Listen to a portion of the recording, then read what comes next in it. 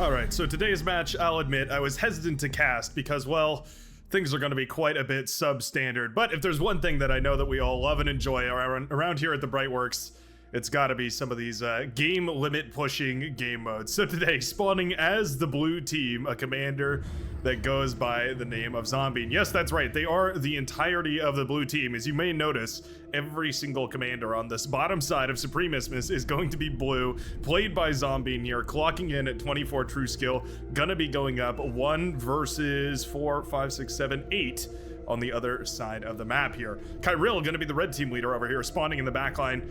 I don't even know what to make of this match. It caught my eye and I wondered about casting it, but let me know down below what you think about this match, maybe after you've taken a look here. Yeah, right off the bat here, to explain how this is working. Essentially, Zombie has joined a team full of AIs, right? You can see all these different AI right here, and has taken control over all of them. So instead of having a bunch of different AIs all doing their own thing, instead Zombie is now in control of all these AI all around the map doing a whole bunch of different things. It means, of course, he's going to be micro units on the front line. We're going to be trying to build economies in the back line. We're going to be building wind turbines, and we're going to have an air platform. Will we go into Navy? We'll see. It's a lot of APM. It's a lot of different things to control right here, so I'm very skeptical about how well Zombie is going to be able to manage. Very, very high chevron count right here, 24 true skill. Usually when we see these types of challenges, right, the 1v3s, the 2v5s, the 3v8s, right, all that sort of thing, the pros versus Joes, as it's been called before, usually it's some of the best taking on very absolute noobs right here. But you can see the red team leader in and of themselves has exactly the same skill count as the blue team player. So yeah, things are going to be a bit strange right off the bat here. It seems like Zombie's general strategy is to use the commanders essentially as glorified construction workers at the start here, producing units out of one of these labs, using that economy to just rapid spam units out as quick as possible, while also building a bunch of wind turbines and a bunch of other metal extractors, all that sort of stuff in the back here. Yep, air was not queued up right here. Again, I feel like we're going to see a lot of this, right? The APM is just going to have to be put on hold right here, because essentially there's no way that one person is going to be able to micro all this, right?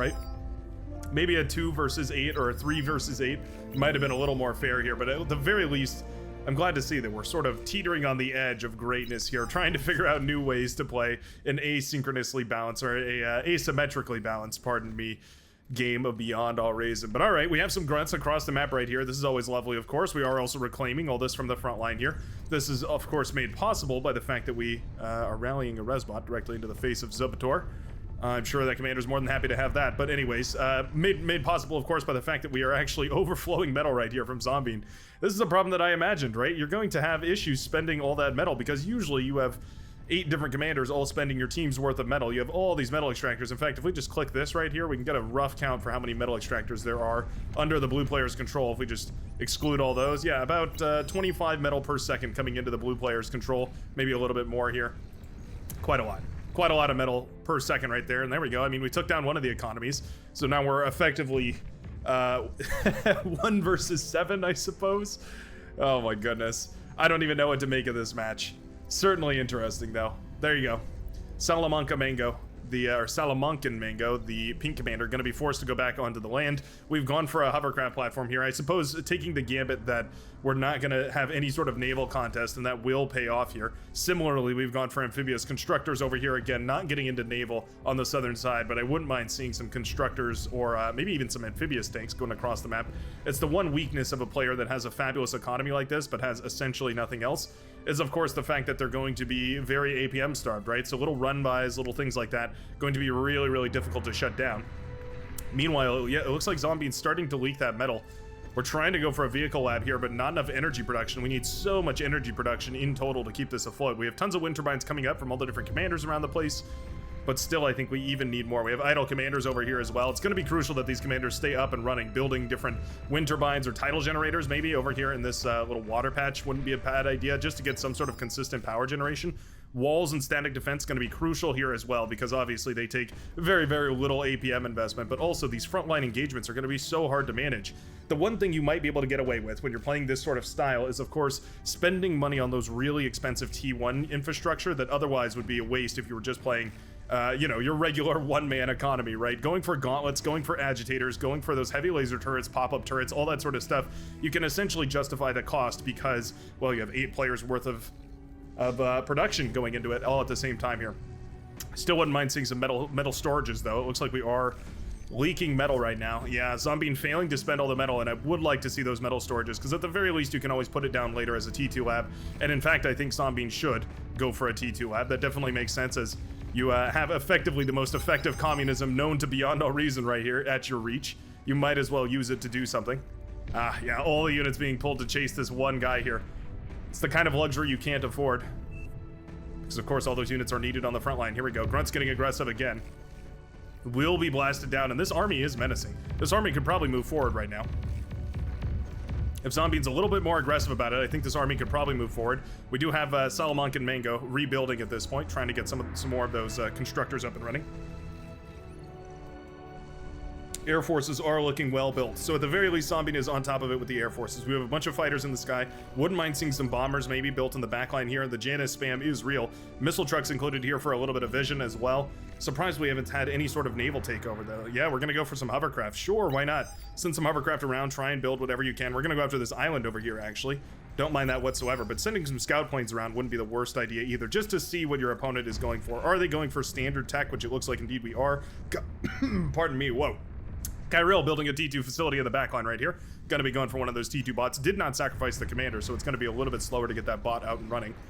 Not the end of the world, but certainly just a little bit painful. Loads of grunts falling on the front here, though. I mean, it's a nasty Janus ball.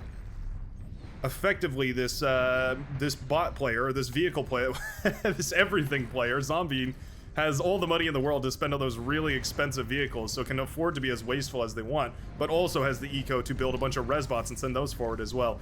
Essentially an unlimited economy right here, and I think I'd like to see T2 a whole lot quicker. We're going for these geothermals as well. I think we need to secure every geothermal that we have access to. There's 3 of them per team, so getting those geothermals up and running would obviously be stupendous, and unfortunately not what we're seeing right here.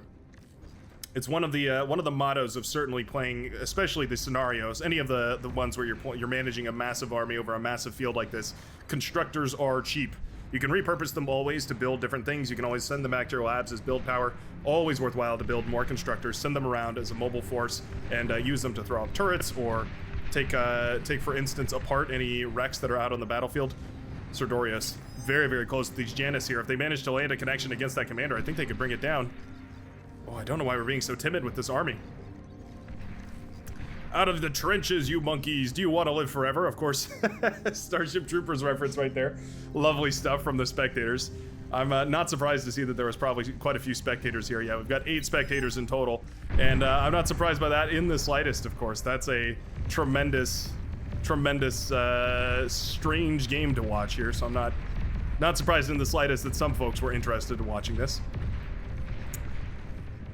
Maybe this would be a fun activity for stream, though. Come fight the Brightworks. Tuesdays and Saturdays, 12 to 4 PDT. Maybe we'll run this on streams. Try and conquer the Brightworks. See how many of you hooligans I can take on at a time. Sounds a little bit wrong, but anyways. Rocketeers firing away. Aggravators finally getting into the fight here. Uh-oh. Yeah, Serdorius realizing, wait a second, this is a tremendous army we've got going on here. Everybody fight commanded forward. That heavy laser tower will fall. The ground commander in a lot of trouble as well. The grunts were eventually cleaned up, and shurikens are coming in to save the day. We don't have any anti-air. Oh, pardon me, we have a ton of missile trucks. Missile trucks, fabulous anti-air. Gonna start shooting down those shuriken whenever they can. Always cool to see. Serdorius going in for a D-gun over here. Trying to anyways. Remaining cloaked, but that impulse on those missiles definitely spreads that AoE pretty thin. Or the commander's HP bar pretty thin, I meant to say. Beautifully done right there. Yeah, this is the aggression that I love to see. You can afford to be wasteful with the medium tanks, with the Januses, with all those expensive vehicles, because of course you can just afford to make 1 million of them. Constructor setting up beamer turrets over here. I think honestly I'd like to just see heavy turret spam. Yeah, going for more and more of these overwatches here. You have all the metal in the world, actually managing to spend the metal right now. We do have a T2 lab up and running. Finally spending all this metal that's been around in the backline, but we need to see T2 going around and building those T2 metal extractors. We have the T2 Cortex vehicle lab, so maybe we could go for a Czar on the front line. Wouldn't be a bad idea either.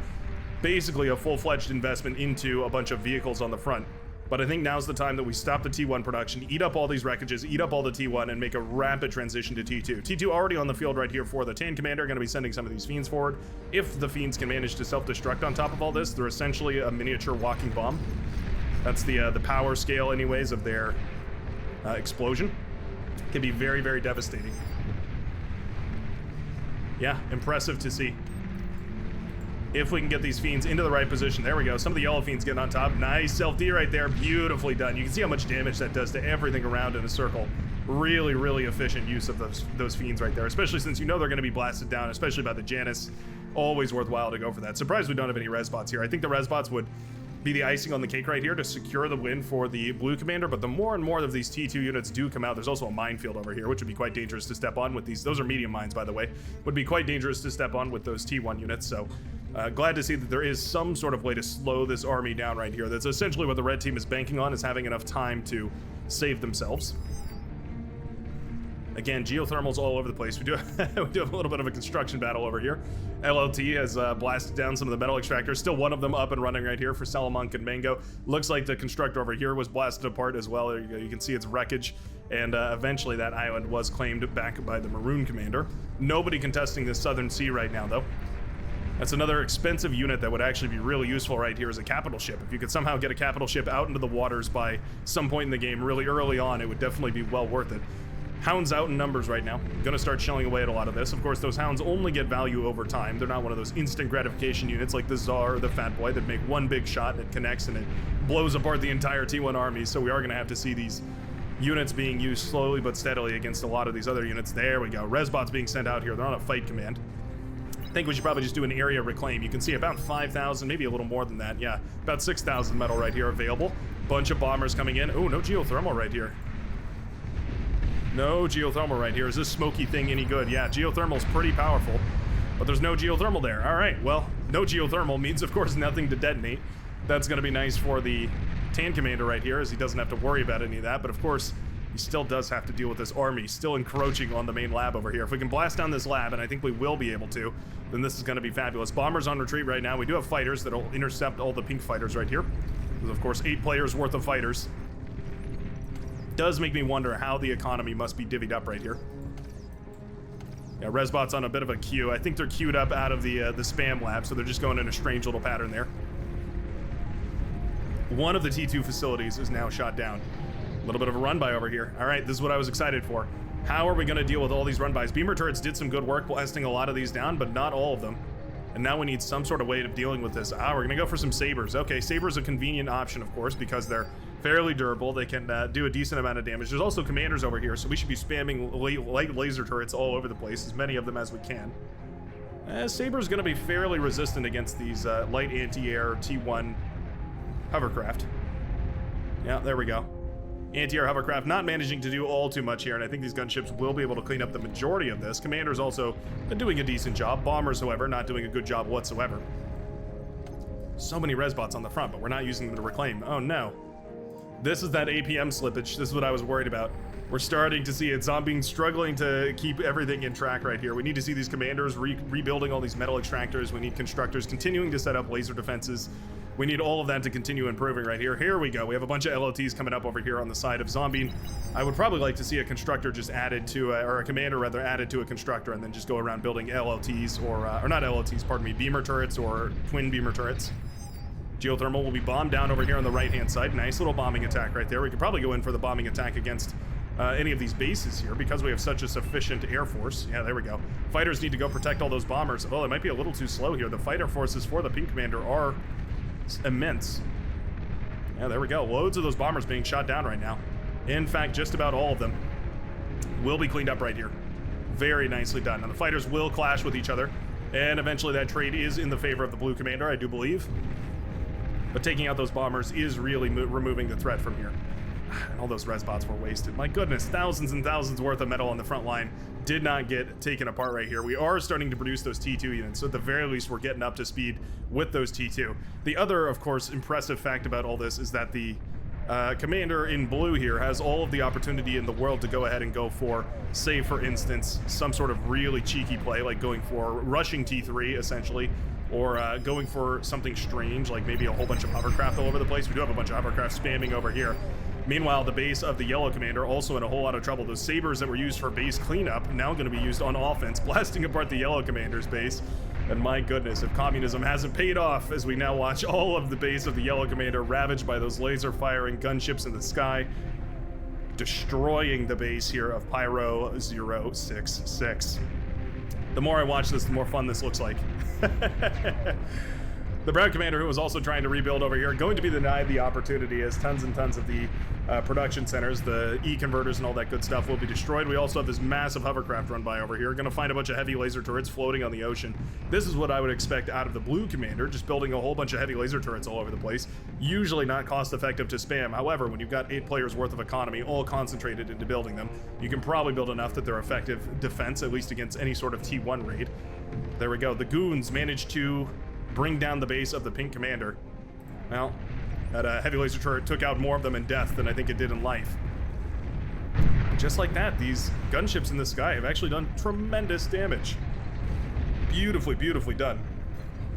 Nowhere near enough fighters right now for the Pink Commander. No, not enough build power here, it does look like. Yeah, we don't have enough build power to spam those fighters out in quick enough succession. Luckily, there's some light anti-air over here to help out for the Red Commander, also building some of those Archangels to try and help out as well.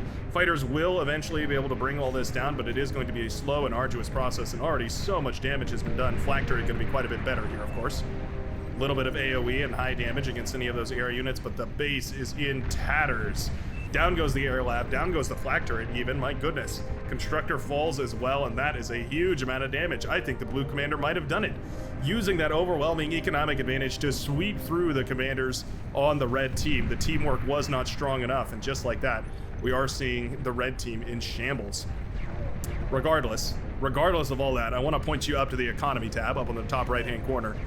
This is what that focus does. You can see 123 metal production versus 200 metal production. And what that is are these T2 metal extractors that have been upgraded all over the place that weren't upgraded for the Blue Commander. We needed multiple T2 constructors going around constantly building those T2. We do have another one building over here, but we should have seen them all over the place building those T2 mexes. It's the power that that eco-scaling really buys you in the late game. So despite how terrible this looks right here for the red team, it is still a extremely, extremely close game. Essentially coming down to how, oh, nice snipe right there. Essentially coming down to how the metal is spent across the map. Whether it's concentrated in units or whether it's concentrated in economy right here. Pretty much a perfect example of how that works, actually. We're seeing a extremely concentrated army versus an extremely concentrated economy going up against each other. At this point, Kyril basically taking over the red team.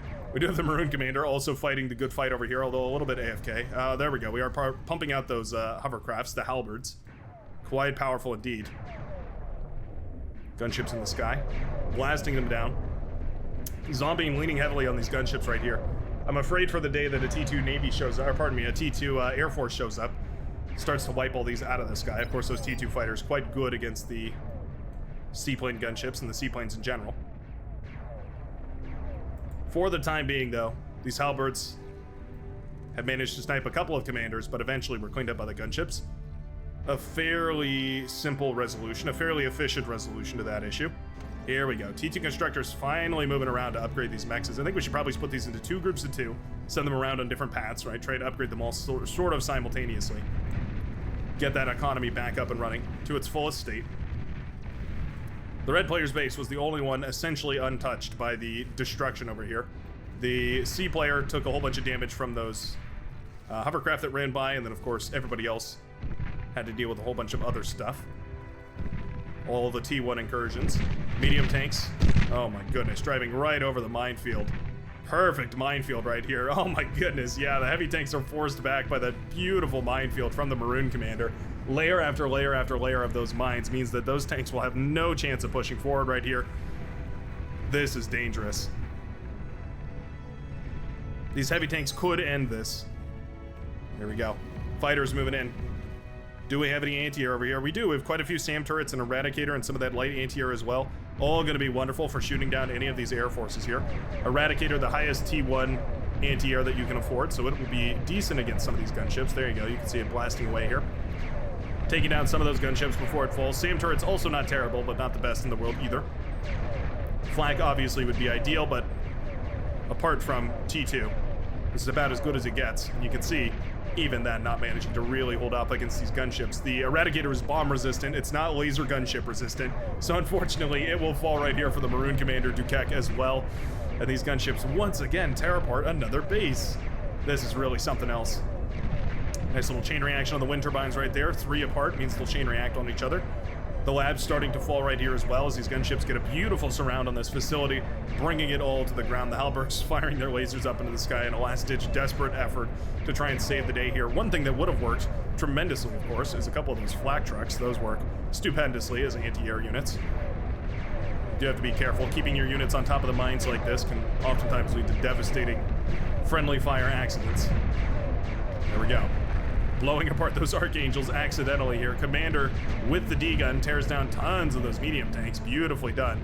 Commander's still in a little bit of trouble though. 5%. Ooh, and the landmine will seal the deal right there. As just like that, the red commander falls right now. Suddenly, we're left with a 6 versus 1. Is that realistic? No, I don't think that's right.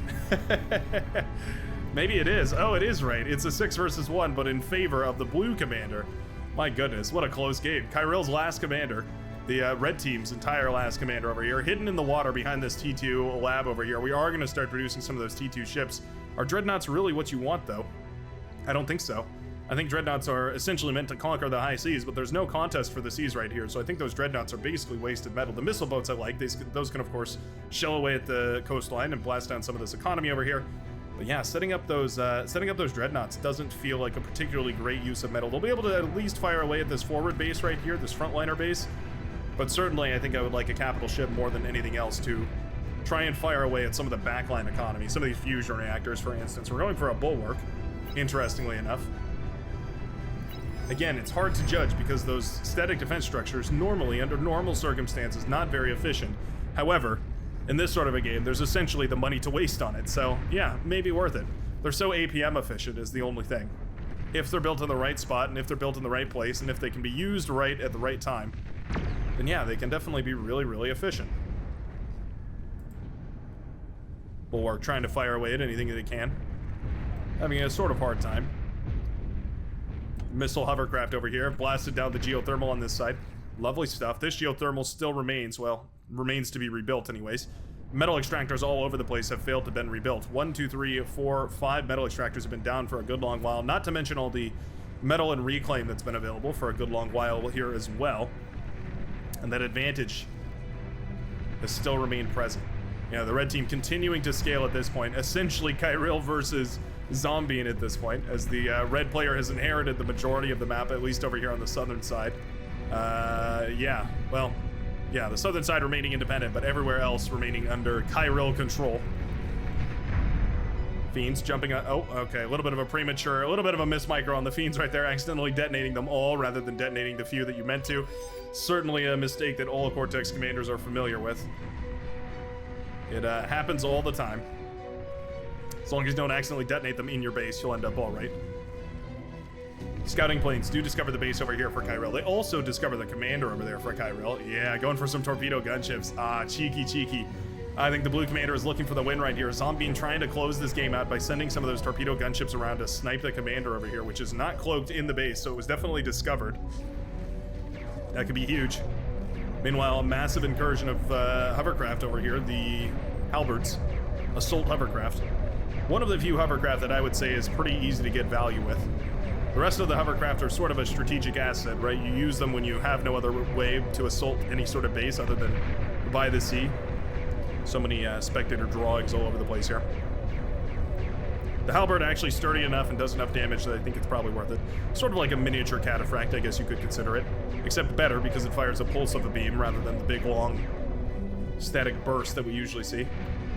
Oh, this is it. This is it. Zombie going for the kill right here. Do we have any radar tower or radar ships? Oh, we don't have any sonar ships included in this. Oh no. We need to snipe the commander. Has Kyril noticed? I don't think Kyril's noticed. Torpedoes away. Bombs away on the commander. Oh no. Extremely low health now. Anti-airships rushing back. Well, okay, never mind. They're not rushing anywhere. Oh no, we didn't include any sort of sonar plane right there. We didn't have any sort of tracking enhancements, the pinpointers or anything like that. Just barely Kyril will manage to live right here. We need to move this commander around. I fear that if that commander stays in that spot any longer, more and more torpedo bombers are going to try and take it down. Big fusion reactor investment right here for the blue commander, who has been suffering from energy shortages for basically the entire game, but at this point, actually flipping on its head right now. This army was never properly dealt with either. Yeah, these halberds are going to be able to do enough damage. So slow, cries out the Maroon Commander. There we go. We'll get a nice little shot of these moving in right here. Fairly beautiful. Those halberds moving forward right now. Their one main schnozzle and their two speaker-looking hovercraft buoys that they float upon. A fairly beautiful unit. An elegant unit as far as Cortex standards are concerned. A single turret firing atop two floating buoys. And there we go. Zombine's air facility has been discovered and eradicated. You know, it's funny because when you're playing as the single commander on one team, there's no reason to adhere to normal positioning, right? You can build whatever you want, wherever you want, so there's no reason the air player had to be back here. It was sort of essentially by convention, which is pretty funny. One of the things you don't normally think about in basically any other game. A normal game, I mean, a Beyond All Reason. Commander over here is quite threatening. Yeah, we're using the commander as sort of a bomb threat. There we go. Gunships coming to the rescue, but my goodness, there's anti-air. So much anti-air available.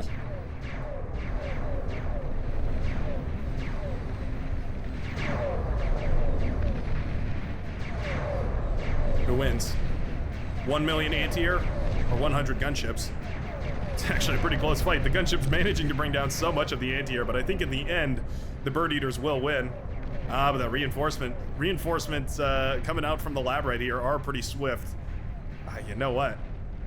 Eventually the gunships managed to take it. Well, I will be double dog damned. That is pretty telling of exactly how bad those hovercraft are. They end up not being quite as powerful as one would hope. At this point, the Red Commander, with a tremendous economic advantage for quite some time, has built a fabulous army of Sheldon, encroaching on the forward facilities right here of Zombie. We have 3 commanders standing right next to each other. You do have to be very careful about that. They'll explode like a big thermonuclear chain reaction, which is, in essence, what most thermonuclear explosions are. Fun fact of the day. Probably not supposed to spread that sort of information on the internet, but it's already out there. Feel free to go look it up. Just don't link your sources to me. Don't need the FBI in my house. Gunships, still taking down these halberds. If there's one thing the halberds have, it's resilience. Love that play right there from Kyril, asking if anyone needs something, basically asking if any of his teammates need constructors or anything like that. Of course, best bet to hand out any units or structures or hand over some metal extractors or some wind turbines, any of your cursory technology that helps get somebody up and running so they don't have to rebuild from scratch. Exponential gain in this game makes the economies, the further up the chain you start with the economy, the quicker you'll get to a place where you can actually contribute on the fronts. Ticks and Dreadnought, well, you know what, I was bashing on these Dreadnoughts earlier, but they did manage to take down quite a lot of those Zars as well as a lot of those metal extractors up here on the front. Still, mechs is not being rebuilt over here. These constructors should be working 24/7 to rebuild these mechs. We actually are overflowing metal at this point. Wouldn't mind seeing another production facility set up over here. We have the air labs, but my goodness, you can see the APM slipping out of Zombine's control as suddenly there's just too much to deal with on the map. We have 1 anti-nuke up and available, where usually we would have about 4 or 5, as long as you're not playing with me. Tremors firing away on the coastline here, acting as the anti-boat defenses. Big gunship swell moving out of the ocean here. Here we go. Gonna prioritize those anti-air ships. Not the worst idea, but those boats are really powerful. 1,000 metal for every one of those boats, and they fire a heavy flak round. Very good at shooting down air units. The anti-air flak curtain here, disabling those sonar planes, shooting down the gunships, and effectively denying that push out into the ocean on the southern side. The northern side. The southern side, I was just thinking about this, is completely exposed. Yeah, has not really been captured at all right here by anyone, so certainly would be available for any sort of harassment. If we scouted the southern side and saw that the gunships could just mosey on over in this direction and then up into the base of the Red Commander, I think we'd definitely take that opportunity to do so. It's just a matter of intel gathering. If we take a look at what Zombine can see right now, the Blue Commander, the Blue Team, you can see it's actually a fairly narrow band. One of the other things I suppose would normally happen when you have the APM to not have to think about it, but Zombie doesn't have to spare right now is, of course, setting up those radars all over the place. Usually a fairly sufficient radar cover. Oh my goodness, did you see that right there? Tremor wiping away all of this. Oh, apparently Fenris watching as well. That was beautiful right there, watching all those ticks get destroyed. Forgot my train of thought. Oh yeah, radar coverage. Arguably less interesting, but radar coverage would usually be all over the map at this point. Whereas apparently in this game, obviously, with only one commander controlling all of the radar coverage, it's going to be much less of a forefront thought. Feels like Zombie is slipping here. The forces in red are starting to overwhelm. Fiends in the backline here, starting to blow up these bases. At the very least, that tactical nuclear missile launcher does get denied. Wonder if Zombie wouldn't try and maybe go for a nuclear missile of their own, seeing as it'd be fairly easy to afford. We now are up to 9,000 metal. Ah, there we are. We do have a nuclear missile, just not the energy quite yet to power it. Remember, you need a team's worth of power, and usually you have about 20,000 power. At this point, yeah, we only have about 5,000 for the blue commander. Definitely an interesting take on this game. Here we go. We have heavy laser towers, we have bulwarks, we have scorpion turrets, and we have no energy to power all of it. Devastating right here. Oh, Zombie parked right in the middle too. Will take down virtually all the static defense. Oh no. So much of the static defense went down right there just because the commanders are standing right in the middle of it. Oh no. The walls of Utopia have begun to crumble, and you can watch as now those sharpshooters blast away the wrecks of the bulwarks here, leaving nothing but debris fields as this army pushes forward. A last-ditch effort to send gunships will be pulled. Anti-air bots included in the mix here, though, so eventually those gunships will be shot down. Fighter production has resumed right now from the Orange Commander, having the APM to do so. And now the Fiends have burst into the backline here.